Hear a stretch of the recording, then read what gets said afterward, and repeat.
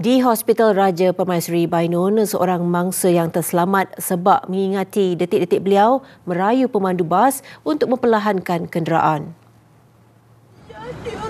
Orang baru semua. Orang baru nak belajar. Dan kena macam ni. Orang muda lagi.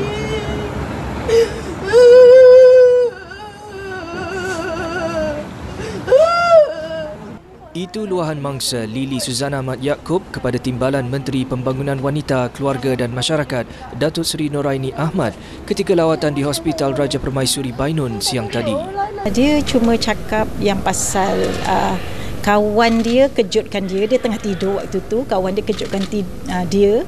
Mengatakan bahawa bas tu bawa laju. Dia cakap pakcik tu bawa laju dan dia telah berapa kali macam bagi tahulah pakcik jangan bawa laju. Dia cakap macam tu tapi terus bawa laju. Katanya Lili Suzana dan seorang lagi mangsa Nur Erika Elisha Muhammad Zaidi yang dirawat di hospital itu masih trauma. Kementerian juga menyalurkan bantuan segera dan perkhidmatan kaunseling kepada semua terkesan akibat tragedi itu.